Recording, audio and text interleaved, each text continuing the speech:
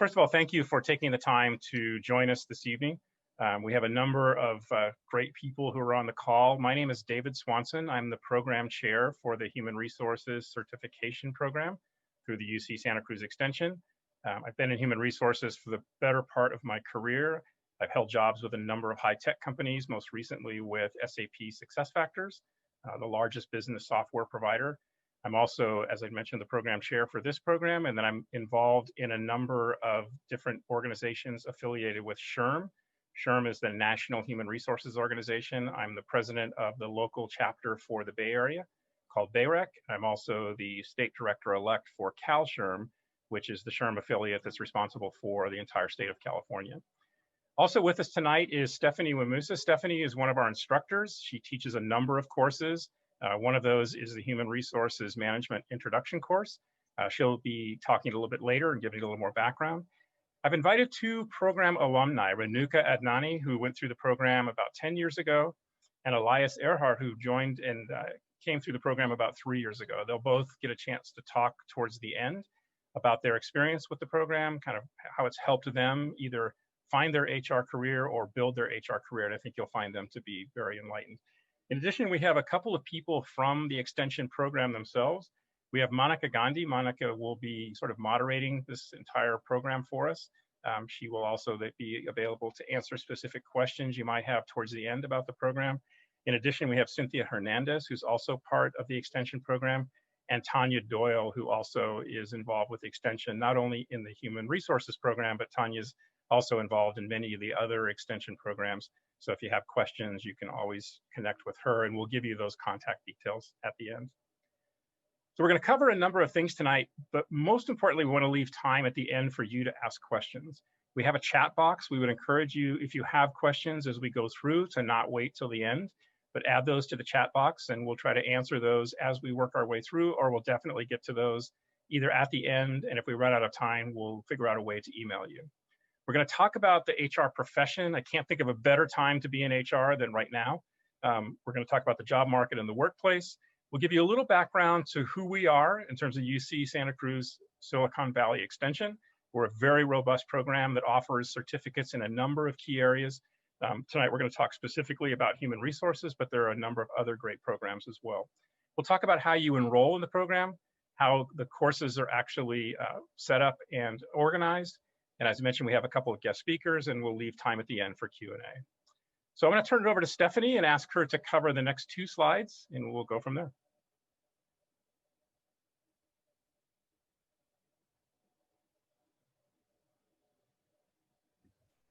Stephanie, you may be on mute. Okay, sorry about that. Yep. A little bit of an internet connection problem over here, so I apologize. Glad to be here on the call with you. Again, my name is Stephanie Wamusa. I'm VP of Diversity and Inclusion at Tel Vista. And I am also a D&I practitioner as well, and an instructor here at UCSC. So grateful to be here. I want to talk a little bit about HR and our current climate. Really, it's an opportunity to be in an area that's really, really growing, and it's always changing and being modified. It's never stagnant. You have the opportunity to work within culture and employee engagement, technology, and strategy, to name just a few of the areas. And many companies are now in the process of just really diving into HR and understanding its importance from a very early startup point on to later in their actual development. So it's just a part of the company that has to be there.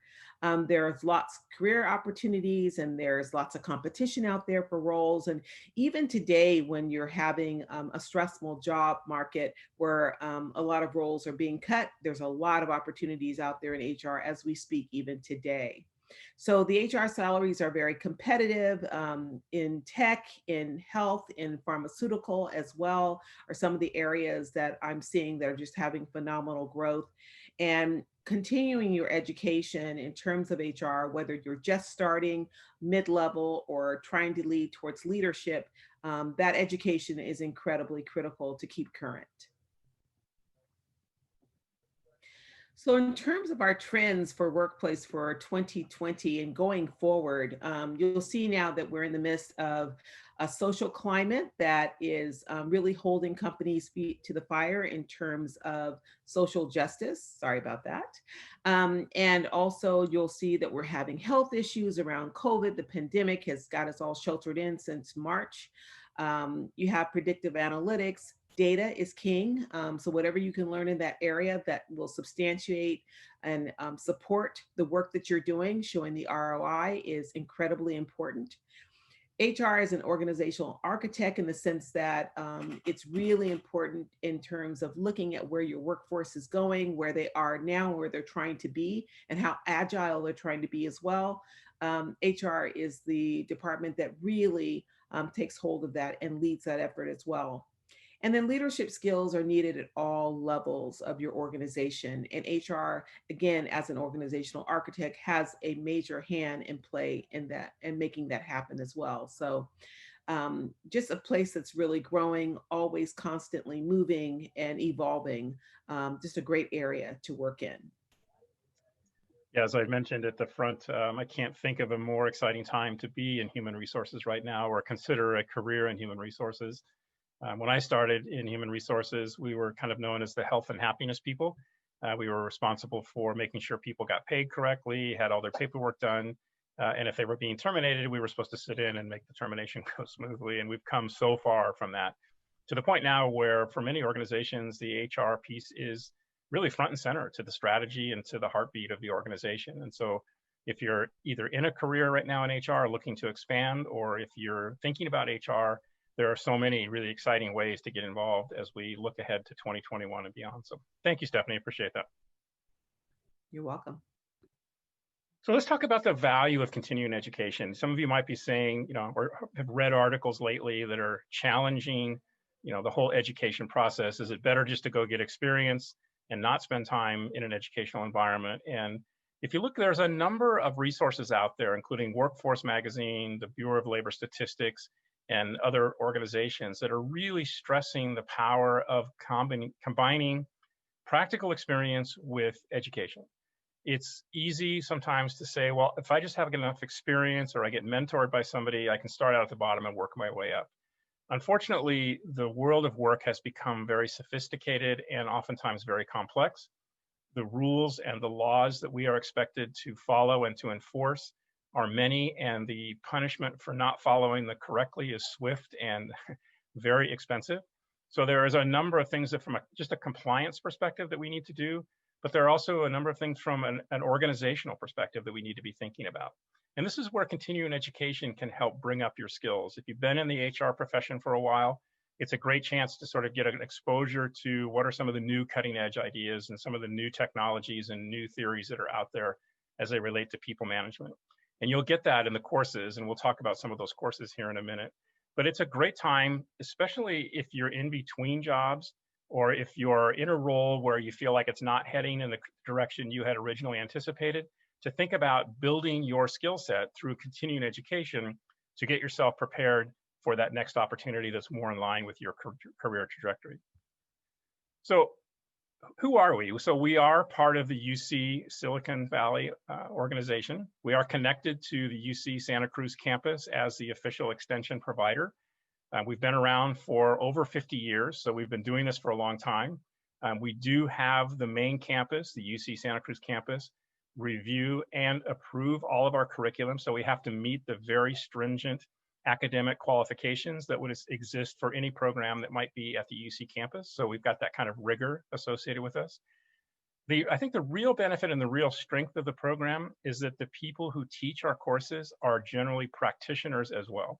So I teach a number of courses. I've been in human resources for over 30 years. You heard from Stephanie, who's been in HR for a number of years.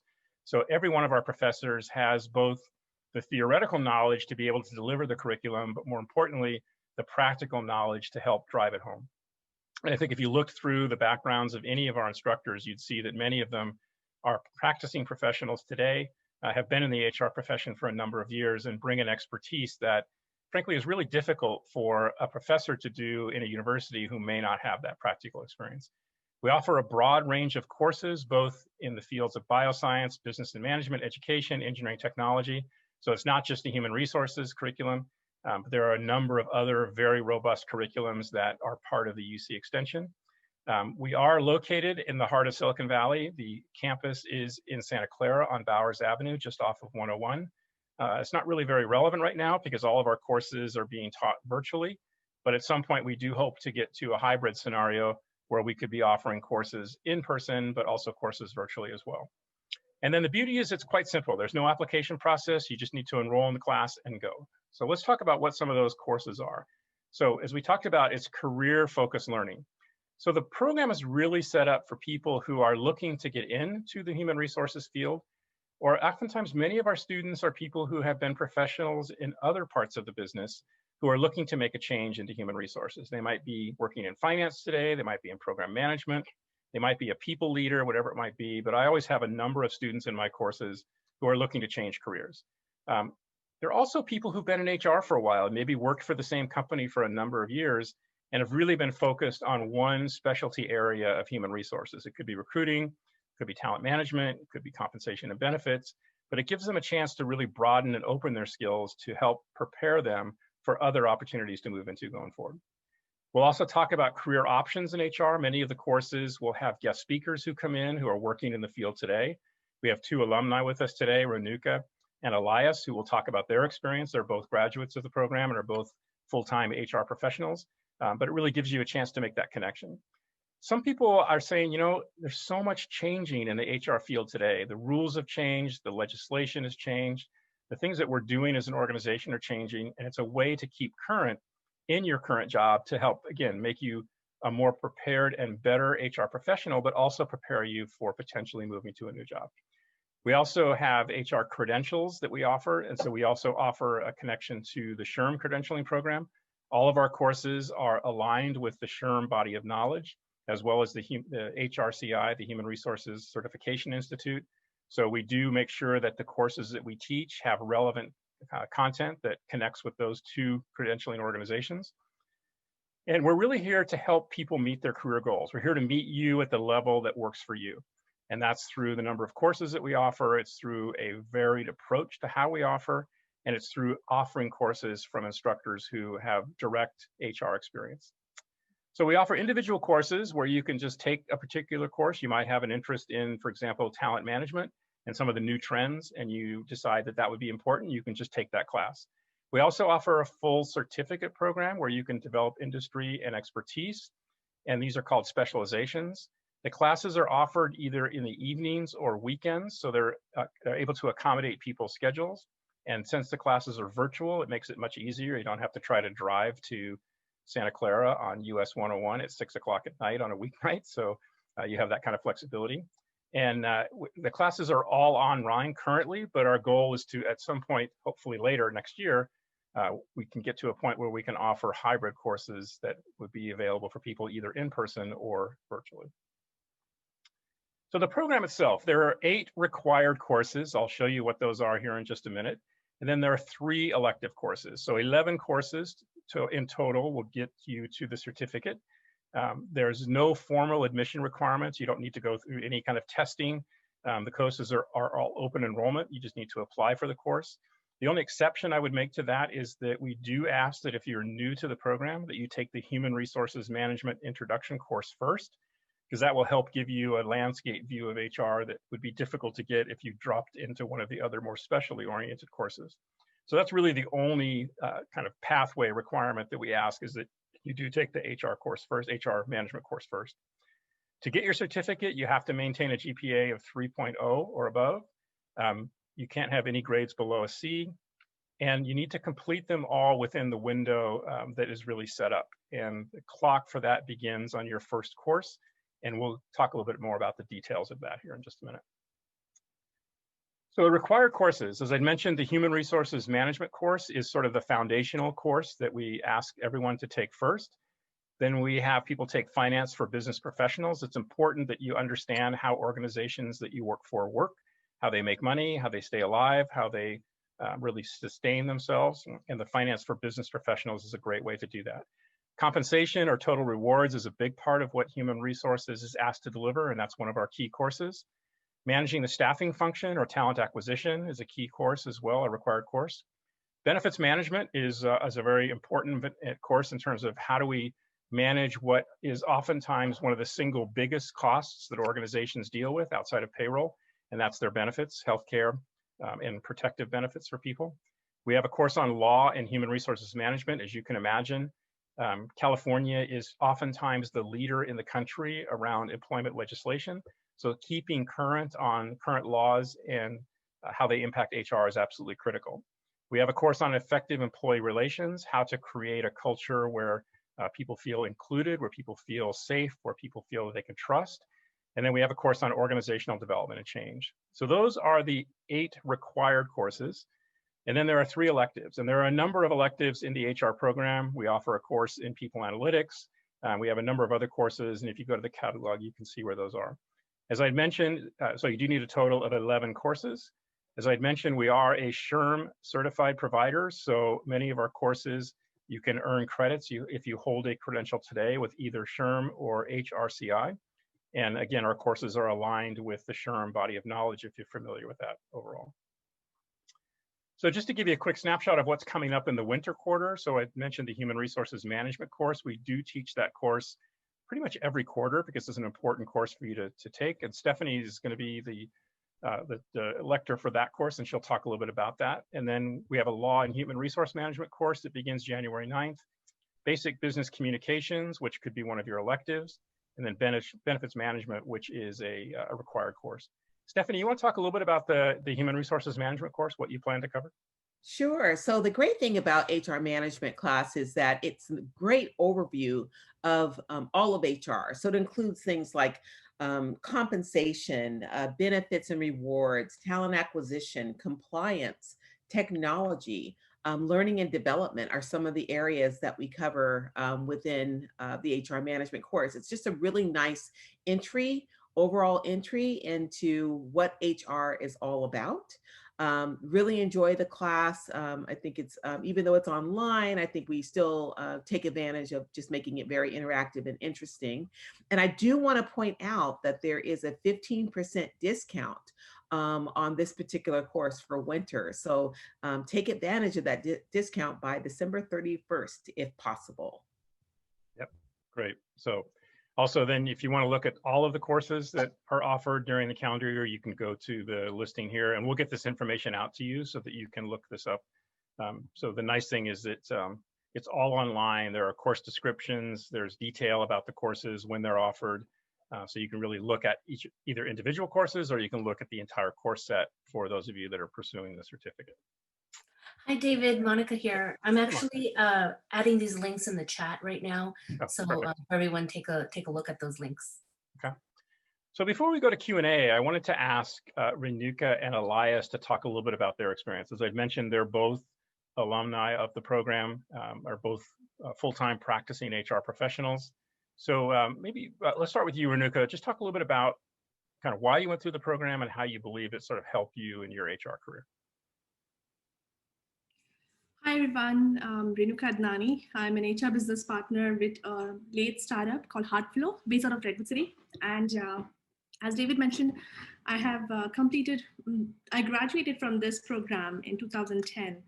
And it took about like 18 months for me to complete it because I was pacing out my time with completing this course. And I was thinking about the time I was expecting my second child. So in spite of working and having a child, I was able to do this and work on this program. And it was a great sense of accomplishment.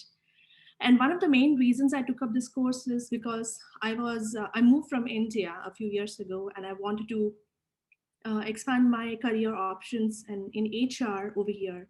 And one of the key things that they notice on my resume is lack of US experience. And this course gave me a lot of confidence, as well as I was able to build my confidence and develop my network from my classmates, and the professors were really helpful at that time. It gave me a lot of confidence. The typical sense of imposter syndrome, gradually I was able to come out of it. As well as right after this whole course, I was able to get a new job at a big firm, as well as I attempted to get my PHR certification. At that time, we did not have a SHRM-SCP or SCP certification, but I was able to attempt for that one. And gave me more confidence to be able to apply for those certifications. I remember those classmates, classes, the professors and the students were really helpful during that time, which helped me complete the course as well. Right. Thank you, Renuka. And you'll be available for Q&A. Elias, how about your background? I know you're a little more recent graduate, so maybe you're a little closer to home for some of the people. Maybe you could talk a little bit about your experience. Yeah, thanks, David. You were reminding me, I think it actually was 3 years ago that I completed the program. It feels like yesterday, honestly. So my name is Elias Earhart. I work for an environmental nonprofit actually here in Santa Cruz. Today, my title is HR manager, but I've worked in a number of different positions. If you would have told me 8 years ago that I would be working in HR, I would have said, what is HR and why should I be working in that? I didn't know anything about HR. And I was actually hired at my company years ago as a program manager. I have a background in training and development. I coached and ran a team in the field. I'm incredibly passionate about teams working and thriving and good at facilitating. And it was actually when I had an employee that I was struggling with as a manager that my HR director, who I was coached and developed by, said, hey, have you ever thought about being in HR? And I said, I have literally not thought about that at all. And it was through her coaching and development, and I'm now coming up on 8 years with this company, 5 years in my HR role, started as a generalist, and now managing part of our team and leading on a lot of initiatives that through that time, I said, well, I'm interested in it. Tell me more, and what I didn't realize when I was thinking about HR is that it is encompassing of every topic area, right? From business development, from being a strategic partner, to training and development, to having really intimate conversations about what people struggle with in their workplace, what's not working for them, either as a manager or with their employee. And for me, it was a really good match because I can affect change in that area. And I was coming to the end, it felt like, of kind of the level or my interest in my role before. So I joined our HR team. And over that time, I said, well, I have a master's degree, but it's not in HR. It's actually in education and nonprofit administration. I said, well, I don't want to do another master's program. That's a long time. Let me look at what else is out there. And so through that research, I found the UCSC extension, and it was probably over 2 years that I drove over from Santa Cruz, sometimes 2 nights a week, if not 3, to take classes at the extension over there. And I loved it because I got to be in person. I was in HR, so it meant that I was in a comp. I remember I literally was in one of the compensation classes during our comp review cycle. And so I was doing comp analyses on different roles, why I'm learning about it. And for me, if you can work in the role while learning it, in both in a classroom sense, was a really amazing partnership between that. So I took it on one level. I think my big driver for taking the course was kind of a professional stamp of approval behind my work, because I don't come from a strong HR background, and I didn't want to spend another 4 years in school because I had just finished that. And I found that has been that. And it gave me kind of the education foundation that I could then really apply in the work that I'm doing. And that's been probably the biggest thing for me. I then did the SHRM certification following that on my own, separate outside of UCSC.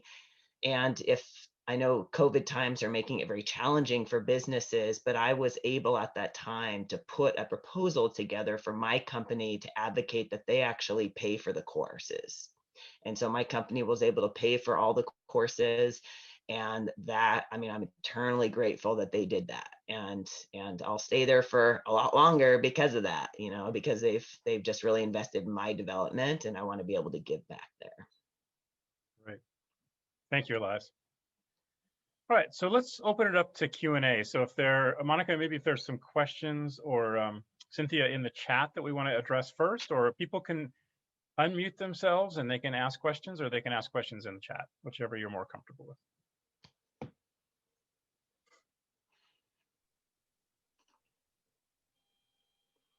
Hey, David, thanks. Give me 1 second here. Sure. So one of the questions we have here, and so hi everyone, my name is Monica. Let me actually get my video up. Perfect. So one of the questions we have here are, what careers are available in the field? So Renuka, you want to take a start at that one, and then anybody else can add? That is a good question, and many people actually come and ask me about what would be, what career path or what other areas that you can focus on. And my recommendation is to do a self-reflection on what areas that you would like to focus on. Some people like being generalist and try to do everything and based upon the size of the organization as well. There are people who are really good with numbers and analytics. So I recommend them that if that's something that is interesting, that you can move into something called as HRIS analyst. Then there are people who are really good with numbers and things like that. So they can actually shift, even though payroll is not considered under HR, but they can shift into that as well. I personally like coaching and learning and development. And that's where my focus is, to working with the leaders on making the organization more efficient and making things easier, as well as coaching the employees and the managers to get better at what they are doing. HR business partner, HR generalist, HR coordinator if you're in a starting role. If recruiting is something that you're interested in, you can shift into that direction as well. But whatever you do, if you have a course like this program you have, where you have a comprehensive knowledge of all the areas within HR, it helps you do your job. Doesn't matter whether you're going in one direction or the other. That helps. Great. Stephanie, what's your experience on how people kind of get started in HR? Are there particular entry points into HR from your experience? Absolutely. So there are different entry points. I think you just mentioned, Renuka, about HR coordinator is a great place to start in any area of HR. So usually every area does have an HR coordinator as a starting point. Another place might be recruitment is a great place to start as well. And even an HRIS, when you've got HR technology, is growing rapidly. There are so many more tools within HR, and it's still a new area that not everybody participates in. So I would see those as three possible entry areas to HR as well, and they're expressed very different pieces of your interests too. Good. Excellent, thanks. Elias, anything you'd add? Well, I don't think I could add anything. That was a great overview. I think you covered most all the areas. Nope, sounds great. Yeah, especially since I didn't prep either one of you with that. That was very good, spontaneous answering. And it looks like we also have Sarita. It looks like you unmuted yourself. Do you want to ask your question? No, it was an error. Sorry. Oh, no worries. Just making sure. Yeah. No problem. So, okay, so we have a couple other questions in the chat. So Alma is asking, do you recommend taking the HR management and another class at the same time? Maybe, you guys can talk about, how demanding is the program, and, would you recommend taking one at a time, two a quarter? Yep. So Elias, you're probably the closest to that in terms of working and taking courses. How would you feel about answering that? Yeah, I looked at, I think first what I did was took the HR management, the first course just alone, just to try to sit with it. But throughout the program, if I could do it, I took multiple ones at the same time.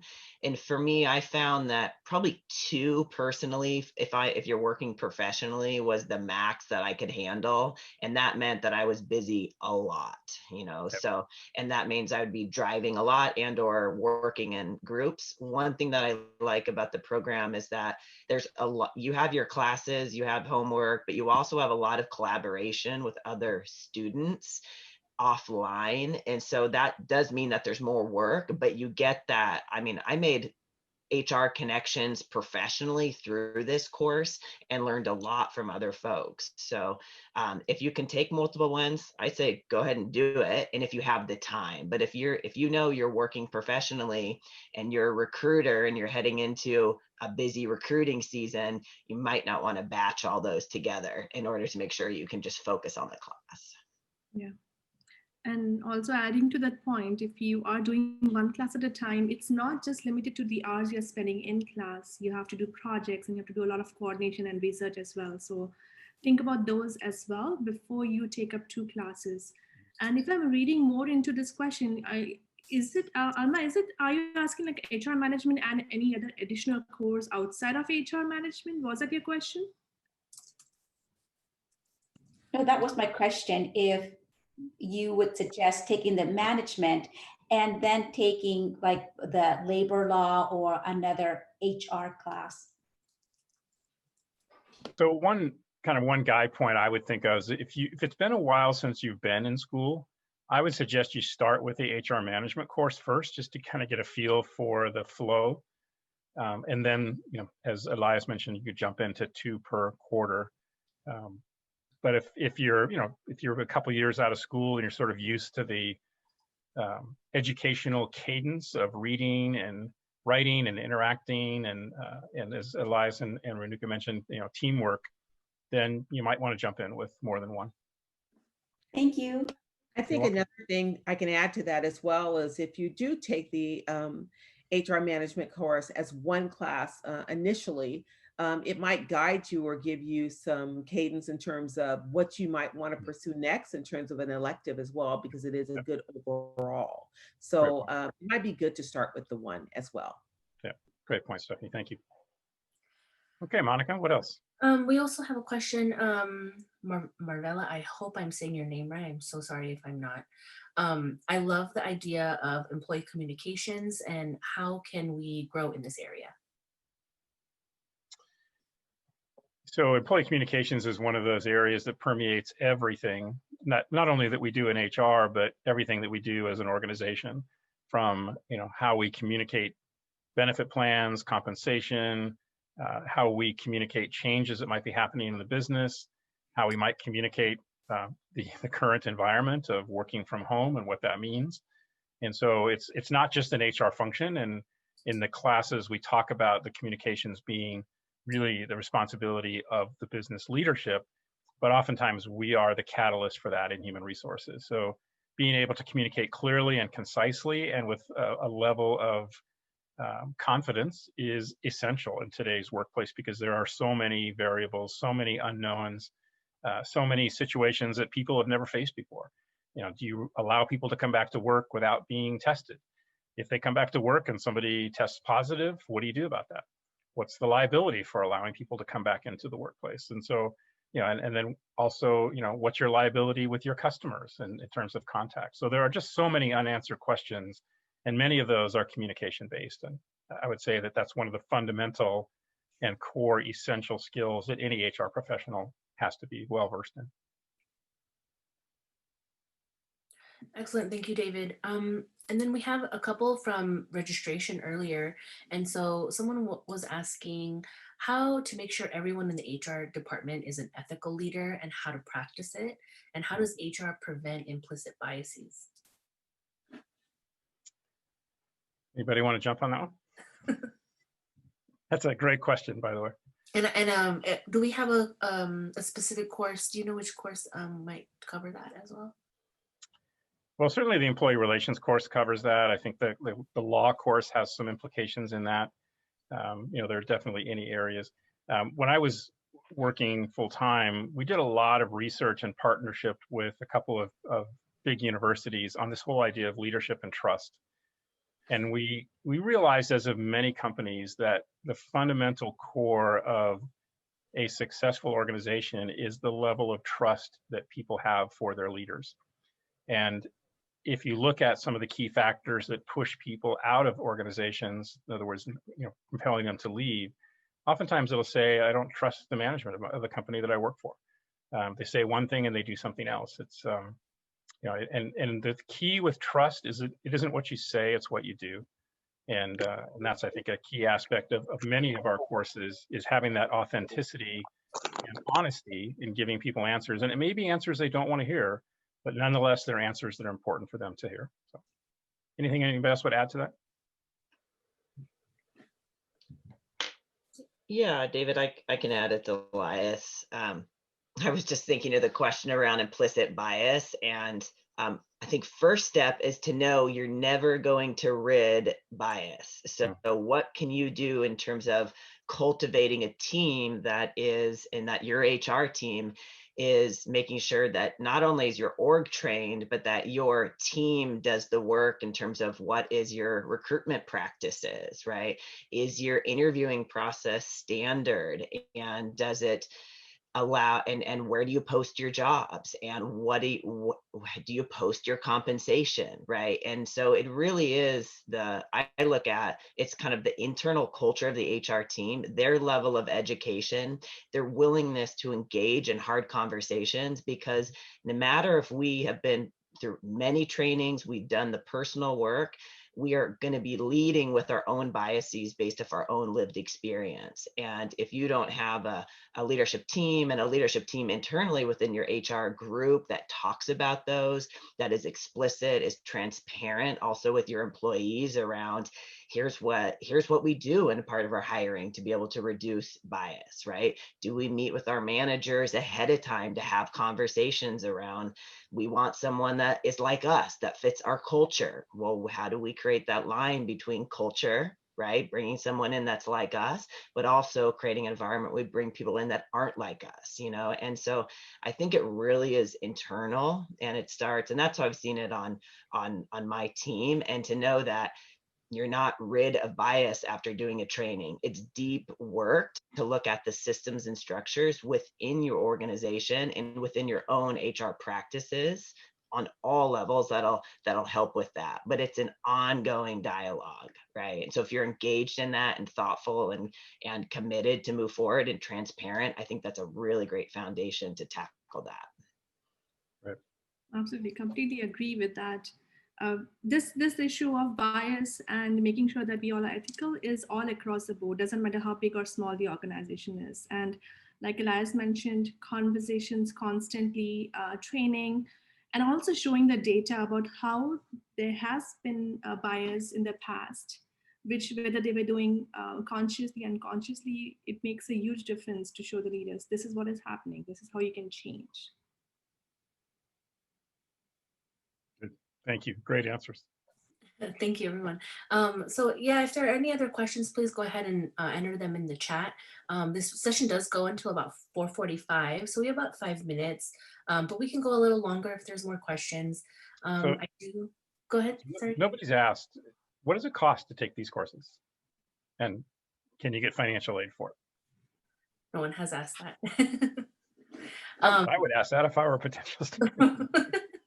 That is very true. Let me go ahead and send the link again. There are, the courses do range from about $600 to $800 a course. And that's why we offer these some discounts of 15%.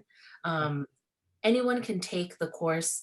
The courses, actually, let me show you this calendar right here. So if you look at this link right here, it shows you when courses are offered, and you can kind of take the program course by course and finish it anywhere between 6 and 12 months, depending on if you take multiple courses a quarter. The entire program itself is about $7,000, and you do have up to 5 years to complete the certificate. So if there's any additional questions on that, we're happy to help you answer those. We can also, you can reach out to our student services department at extension@ucsc.edu, and they can talk to you a little bit more about pricing and how to kind of space out which courses you take throughout your program. And then just to add to that, thank you, Monica. This is Cynthia from Student Services. We also have, you can also have a one-on-one meeting with our staff. As Monica was talking about, you know, helping us help you space out your courses. And we can just further answer any questions in that one-on-one meeting if you'd like. Excellent. Thanks, David, for that question. That is a big common one that hasn't come up yet, which is funny. Okay, we have another question from Hang. Yep. How do HR department members practice to become ethical leaders? Well, hopefully people are staying, current, and many organizations offer courses on, either identifying and driving bias out of their organization, and oftentimes those are led by human resources and by the executive management of the organization.